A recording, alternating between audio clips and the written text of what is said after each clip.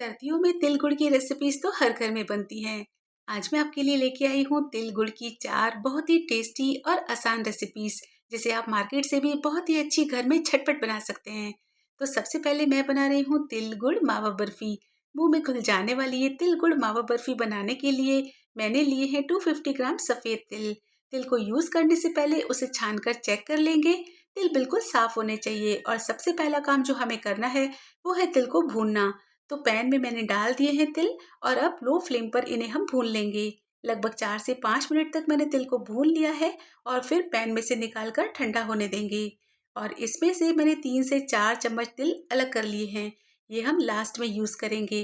अब मैंने यहाँ पर लिया है गुड़, और जितने मैंने यहाँ पर तिल लिए हैं उतना ही गुड़ ले लिया है। तो गुड़ भी मैंने यहाँ पर 250 ग्राम्स ही लिया है। गुड़ को बारीक कर लिया है ताकि जल्दी से ये मेल्ट हो सके। यहाँ पर तिल ठंडे हो गए हैं तो इन्हें जार में डालकर दरदरा कर लेंगे। पल्स मोड पर चलाकर दरदरा करेंगे और तिल को ठंडा करने के बाद ही इसे ब्लेंड करें, वरना जब ये गरम गरम इसे हम ब्लेंड करेंगे ना तो इसमें से ऑयल छूटने लग जाएगा। तो इसे रखते हैं अभी और यहाँ पर खोए को भून लेते हैं। तो पैन में मैंने खोए को इस तरह से हाथ से तोड़ते हुए डाला है और अब इसे भूनेंगे। ये फीका वाला मावा लिया है मैंने, जो मार्केट में मिलता है, और इसे भी मैंने 250 ग्राम ही लिया है। आप चाहें तो घर का बना हुआ मावा भी ले सकते हैं, या फिर आप चाहें तो दूध को पका पका कर गाढ़ा करके भी ले सकते हैं। लेकिन आज मैंने ये मार्केट वाला मावा ही ले लिया है। इसे भूनना बहुत ही ज़रूरी है, इससे बर्फ़ी का टेस्ट बहुत ही बढ़िया लगता है। जब मावा भुन जाए तो गैस को बंद कर लेंगे और फिर गुड़ इसमें ऐड कर लेंगे। मावा बहुत ही गर्म है तो गुड़ इसमें जल्दी ही मेल्ट हो जाएगा। गुड़ को मावे के साथ चलाते हुए पूरी तरह से मिक्स कर लेना है। इस बर्फी की सबसे अच्छी बात यह है कि हमें किसी तार की चाशनी बनाने की ज़रूरत नहीं है। बहुत ही इजीली बनकर तैयार हो जाती है। तो जब गुड़ पूरी तरह से मेल्ट हो जाए तो तिल को हम इसमें ऐड कर लेंगे। एक साथ सारे ही तिल नहीं ऐड करेंगे, थोड़े थोड़े करके ऐड करेंगे और फिर इसे मिक्स कर लेंगे। साथ ही में मैंने 1 टीस्पून के जितना इलायची पाउडर को भी ऐड कर लिया है। तो मैंने 2 से 3 बार में तिल को ऐड करके मिक्स कर लिया है। इस बर्फी को बनाने में एक और अच्छी बात यह है कि ये बर्फ़ी 100% परफेक्ट बनेगी, क्योंकि अगर आपको यहाँ पर तिल कम लगते हैं ना तो आप बाद में भी ऐड कर सकते हैं। मिक्स करते समय अगर मिक्सचर पतला लगे तो थोड़े से तिल को भूनकर दरदरा कर लीजिए और फिर इसमें ऐड कर लीजिए। और मिक्स करने के बाद जब ये बिल्कुल आटे की तरह हो जाए या फिर लगे कि बर्फ़ी जमने के लिए तैयार है, तो इसे जमने के लिए हम कोई भी थाली ले लेंगे या फिर इस तरह की कोई ट्रे लेकर उसमें घी लगा लेंगे या फिर कोई बटर पेपर लगा लेंगे। मैंने इस तरह से ट्रे में बटर पेपर लगाया है ताकि इसमें से इजीली निकल जाए। अब इस पर हम थोड़े से तिल डाल देंगे जो हमने बचा कर रखे हैं। साथ ही अपनी पसंद के थोड़े से चॉप ड्राई फ्रूट्स को भी ऐड कर लेंगे। अब पूरे मिक्सचर को इसमें ट्रांसफ़र कर लेंगे।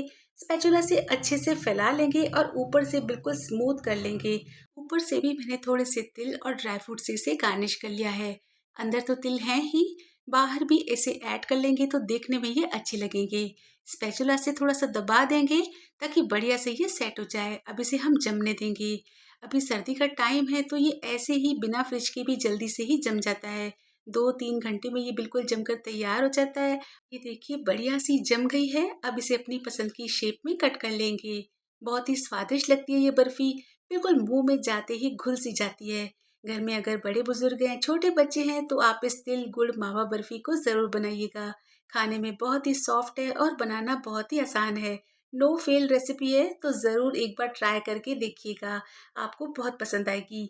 नेक्स्ट रेसिपी जो सबको पसंद तो है लेकिन बनाना सबको मुश्किल लगता है, तो घर में इसे आसानी से आप कैसे बना सकते हैं, इसके सारे ही टिप्स मैं आपके साथ में शेयर करूंगी। तो इस तिल गुड़ की रेवड़ी को बनाने के लिए मैंने फिर से 250 ग्राम ही तिल ले लिए हैं और इसे भी हम पहले भून लेंगे। अब मैंने 250 ग्राम्स ही गुड़ ले लिया है और 1/4 कप के जितना इसमें पानी ऐड कर लिया है। गुड़ को मेल्ट करवा लेंगे। जब तक ये मेल्ट हो रहा है तब तक हम एक परात में थोड़ा सा घी लगाकर इसे तैयार कर लेते हैं। एक बार गुड़ पकने लग जाएगा ना तो हमें ये तैयारी करने का टाइम नहीं मिलेगा। तो गुड़ पकते पकते काफ़ी गाढ़ा हो गया है। अब बारी है इसे चेक करने की। तो चेक करने के लिए एक कटोरी में पानी ले लेंगे। गुड़ की 2-3 बूंदे इसमें गिराकर हाथ से खींचकर देखेंगे। देखिए अभी ये खिंच रहा है, तो गुड़ को अभी हमें 2-3 मिनट तक और पकाना है। फिर से इसे पानी में डालकर चेक करेंगे। जब हाथ से घुमाने पर इसकी गोली सी बनने लगे और पानी में डालने से ये बजने लगे तो इसका मतलब गुड़ पक गया है। अब इसे घी लगे परात में निकाल लेंगे और 2-3 मिनट तक इसे स्पैचुला से चलाते हुए ठंडा कर लेंगे। स्पैचुला से इसे चलाते रहना है, इसे ऐसे ही नहीं छोड़ना है वरना ये वहीं जमने लग जाएगा। जब ये इतना ठंडा हो जाए कि हम इसे हाथ में उठा लें, तो इस तरह से हाथ में लेकर इसे खींचते जाएंगे। खींच कर इसे लंबा करेंगे और फिर इकट्ठा करेंगे। ये प्रोसेस हमें तब तक करना है जब तक ये गुड़ बिल्कुल खिंचकर तार जैसा न बन जाए। खिंचते खिंचते इसका कलर बिल्कुल वाइट सा हो जाएगा और जब ये बिल्कुल ठंडा हो जाएगा तो और खिंचना बंद हो जाए, तब हम क्या करेंगे, जो तिल हमने भून कर रखे हैं इसमें इसे रख कर अच्छे से तिल लगने देंगे। अच्छे से गुड़ को खींच खींच कर हम यहाँ पर तिल को लगा लेंगे ताकि गुड़ में चारों तरफ से तिल लग जाएं। ये देखिए ठंडा होते होते ये बिल्कुल कैंडी सी बनने लगी है। तो अब हम इसे छोटे छोटे पीसेस में कट कर लेंगे। ये गुड़ वाली जो कैंडी है खाने में ऐसे भी बहुत ही ज़्यादा टेस्टी लगती है। अब जितने तिल ये ले सकती है ले लिए। अब हम क्या करेंगे, बाहर से भी इसमें बढ़िया सा तिल लग जाए इसके लिए एक पैन में बाकी के तिल को डाल देंगे और इन गुड़ की कैंडीज को भी इसमें डाल देंगे। अच्छे से इनको तिल में कोट कर लेंगे।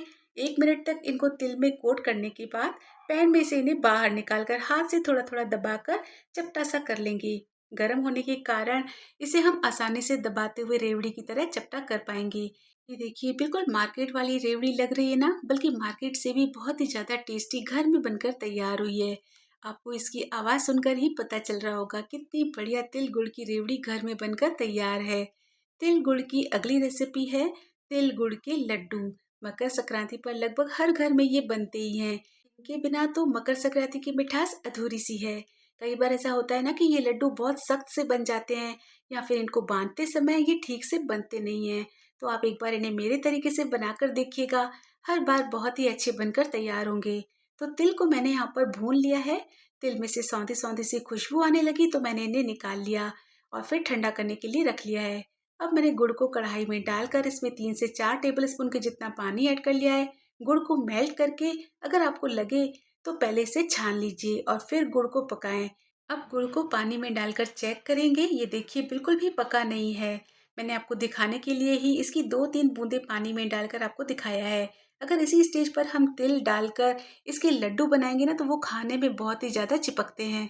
जब भी हम जल्दबाजी में इस तरह से कच्चे गुड़ में तिल को डालकर इसके लड्डू बनाते हैं तो वो खाने में खिंचते हैं। जब गुड़ पक जाता है तो इस तरह से एकदम हल्का सा हो जाता है और फूल सा जाता है। और जब इस तरह से बंधने लगे तब गुड़ में 1 चम्मच देसी घी ऐड कर लेंगे। घी ऐड करने से इसमें बहुत ही अच्छी सी शाइन सी आ जाती है और लड्डू खाने में सख्त नहीं लगते हैं। घी को मिक्स कर लेंगे और 1 चुटकी मीठा सोडा ऐड कर लेंगे। बस 1 चुटकी के जितना इसमें ऐड करना है, ऑप्शनल है लेकिन एक बार आप डाल कर देखिएगा लड्डू कितने अच्छे बनते हैं। मिक्स कर लेंगे इसे भी और अब भुने हुए तिल डालकर इसे हम मिक्स कर लेंगे। मिक्स करने के बाद ज़्यादा देर के लिए इसे छोड़ना नहीं है। गुड़ ठंडा होते ही जमने लग जाता है, इसीलिए तुरंत ही इसके हमें लड्डू बनाने होंगे। अब गरम गरम तिल गुड़ को आप हाथ में ना लें क्योंकि आपके हाथ भी जल सकते हैं। इसके लिए मैं आपको एक ट्रिक बताती हूँ। तो हम क्या करेंगे, एक चम्मच से एक छोटा छोटा पोर्शन इसका निकाल कर प्लेट में इस तरह से रखते जाएंगे और हाथों में पानी लगाकर फिर इसे लड्डू की तरह बांध लेंगे। पानी लगा लेने से ये हाथ में जलता नहीं है और फटाफट से लड्डू बनकर तैयार हो जाते हैं। ये देखिए परफेक्ट गोल गोल तिल गुड़ के लड्डू बनकर तैयार है। इसी तरह से मैंने बाकी के मिक्सचर से सारे ही लड्डू बना लिए हैं। इस तरह से बनाने से सारे ही लड्डू एक ही साइज के भी बनकर तैयार हो जाते हैं। अब बनाएंगे तिल गुड़ की गजक, जो कि जितनी आसान है बनाने में खाने में भी उतनी ही टेस्टी लगती है। तो अगर आपसे तिल गुड़ के लड्डू सही से नहीं बनते हैं तो आप इस गजक को ज़रूर बनाकर देखिएगा। सारा ही प्रोसीजर बिल्कुल सेम है इसका, जिस तरह से हमने तिल के लड्डू बनाए थे बिल्कुल उसी तरह से तिल को भून कर निकाल कर हम ठंडा कर लेंगे और बिल्कुल उसी तरह से गुड़ को पकाएंगे। यहाँ तक का प्रोसीजर एकदम सेम है और तिल गुड़ की क्वांटिटी को भी एकदम बराबर ही रखेंगे। जिस तरह से हमने लड्डू बनाते समय गुड़ को चेक किया था उसी तरह से गुड़ को पकाकर चेक करेंगे। जब गुड़ पक जाएगा तो साइड को इस तरह से छोड़ देगा, तब हम इसमें तिल को ऐड करके मिक्स कर लेंगे। इस गजक को बनाने में अच्छी बात यह है कि इसे हाथ में लेने की बिल्कुल ज़रूरत नहीं है। बस इस मिक्सचर को किचन काउंटर पर ही घी लगाकर बेलन से बेल लेंगे।